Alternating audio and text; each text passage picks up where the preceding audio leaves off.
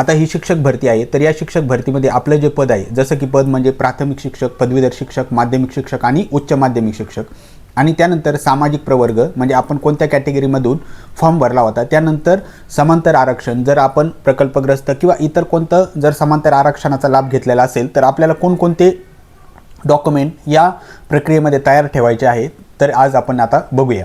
तर सर्वप्रथम आपण बघू शकतो की पवित्र प्रणालीमध्ये अंतर्गत नोंदणी केलेल्या स्वप्रमाणपत्राची प्रत म्हणजे सर्टिफाईड कॉपी, मूळ प्रत फोटो आपल्याला स्वाक्षरीसह आपल्यासोबत तयार ठेवायचा आहे।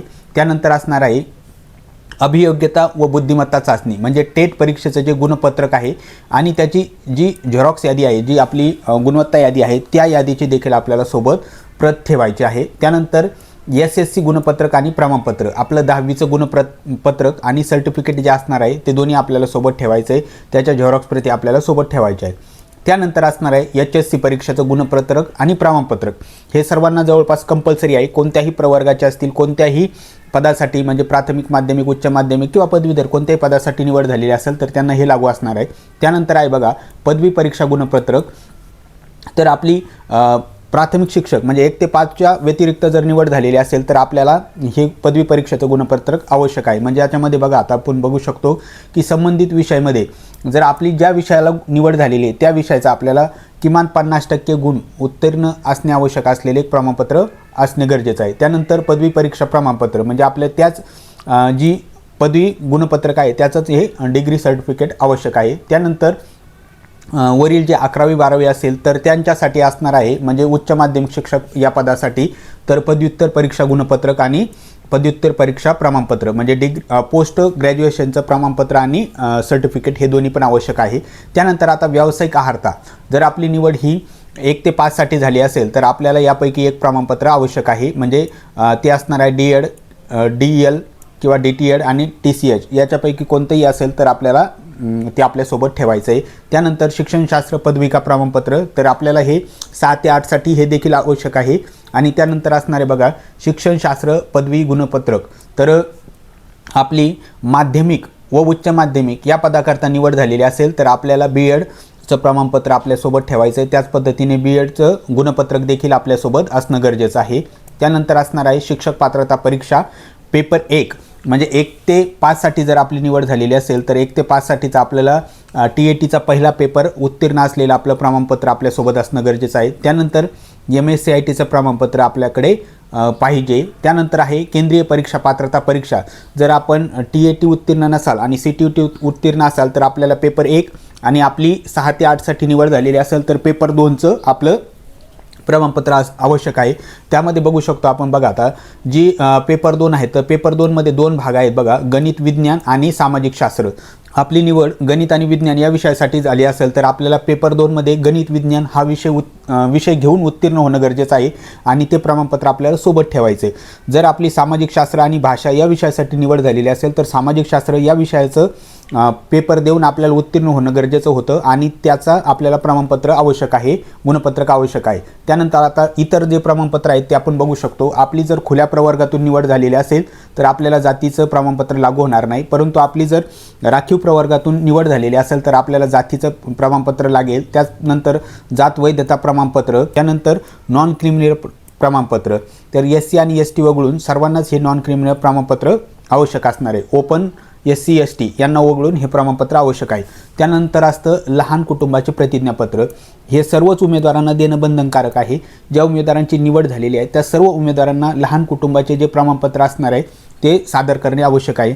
यामध्ये लहान कुटुंबाचा जो 2005चा अधिनियम आहे त्या अधिनियमानुसार हे प्रमाणपत्र असतं की लहान कुटुंबाच्या जे प्रमाणपत्रामध्ये अशी व्याख्या आहे की पती पत्नी आणि त्यांची 2 अपत्ये, 2 पेक्षा जर अधिक अपत्ये असतील तर ते सरकारी नोकरीला पात्र नसतील, अशा पद्धतीचे प्रमाणपत्र असतील। तर त्यानंतर आता पुढे जाऊया आपण।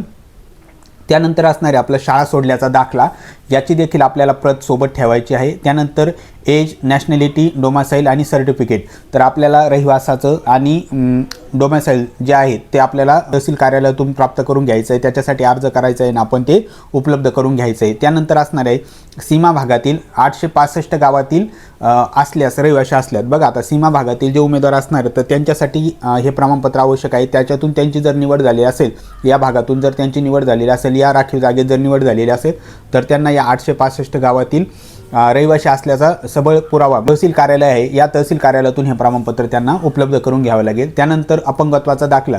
ज्या उमेदवारांची निवड ही दिव्यांग प्रवर्गातून झालेली आहे, तर त्या उमेदवारांना किमान 40% दिव्यांगत्व असलेलं आणि एक संगणकीय म्हणजेच UID असलेलं प्रमाणपत्र असणं गरजेचं आहे आणि ते त्यांना सादर करावं लागणार आहे. त्यानंतर असणार आहे ओळखपत्र. तर बघा या ठिकाणी कोणतंही यापैकी एक ओळखपत्र आवश्यक आहे, म्हणजे आधार कार्ड असेल, पासपोर्ट असेल, पॅन कार्ड असेल किंवा ड्रायव्हिंग लायसन्स असेल, जे की सरकार मान्य आहे आणि सरकारतर्फे ऑथराईज केलेलं आहे, त्यापैकी एक प्रमाणपत्र असणं गरजेचं आहे व एक ओळखपत्र असणं गरजेचं आहे. त्यानंतर असणारे माजी सैनिक दाखला. जर उमेदवाराची निवड ही माजी सैनिक या प्रवर्गातून म्हणजे राखीव जागेतून झाली असेल, तर त्यांना तो माजी सैनिकाचा दाखला आवश्यक आहे. त्यानंतर खेळाडू जर प्रवर्गातून निवड झालेली असेल, राखीव जागेतून निवड झालेली असेल, तर विभागीय क्रीडा उपसंचालक यांचा पडताळणी अहवाल अथवा प्रस्ताव, दाखला, पोचपावती देखील चालू शकते. पुढचं प्रमाणपत्र आहे बघा, प्रकल्पग्रस्त, भूकंपग्रस्त, अनाथ प्रमाणपत्र आणि आत्महत्याग्रस्त शेतकऱ्याचे पाल्य असल्याबाबतचे प्रमाणपत्र. तर बघा प्रकल्पग्रस्ताचं प्रमाणपत्र हे स्वतःच्या त्या वैयक्तिक उमेदवारांच्या नावावर असलेलं प्रमाणपत्र असणं गरजेचं आहे. त्याच्या पालकाच्या किंवा इतर कुटुंबातील सदस्याच्या नावावर जर प्रमाणपत्र असेल तर ते ग्राह्य धरलं जाणार नाही आहे. प्रमाणपत्र वैयक्तिक त्या उमेदवारांच्या नावावर असणं गरजेचं आहे. तर असणारे आत्महत्याग्रस्त शेतकऱ्याचे पाल्य असल्याबाबतचे प्रमाणपत्र हे देखील आपल्याला तहसील कार्यालय आणि कलेक्टर ऑफिसमधून प्राप्त होईल. त्यानंतर आहे 1991 जनगणना आणि 1994 निवडणूक कर्मचारी असल्याबाबतचे प्रमाणपत्र. तर हे असणार आहे अंशकालीन कर्मचाऱ्याच्या बाबतीत, की अंशकालीन कर्मचारी म्हणून ज्यांनी काही सरकारी कामकाज केलेले आहे, तर अशा कर्मचाऱ्यांना हे प्रमाणपत्र वितरित करण्यात आलेले होते आणि त्यांच्यासाठी काही जागा राखीव असतात, त्याच्यातून जर निवड झालेली असेल तर त्या उमेदवारांनी हे प्रमाणपत्र सादर करणे बंधनकारक आहे. त्यानंतर आहे बघा, हे महिलांसाठी विवाहानंतर नावात बदल झाले असल्याचं राजपत्र म्हणजे गॅझेट किंवा विवाह नोंदणी प्रमाणपत्र त्यांना सोबत जोडणं आवश्यक आहे.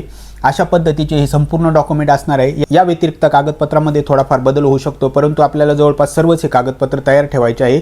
आणि जे एक हमीपत्र आहे म्हणजे आपल्याला एक बॉन्ड पेपर आहे, त्या बॉन्ड पेपरवरती आपल्याला हे संपूर्ण दस्तऐवज वैध असल्याचे, खरं असल्याचे एक हमीपत्र देखील सादर करावं लागतं. तर या भरती प्रक्रियेच्या संदर्भातील अपडेटसाठी तुम्ही चॅनलला आता सबस्क्राईब करून ठेवा आणि व्हिडिओ शेवटपर्यंत बघितल्याबद्दल खूप खूप धन्यवाद.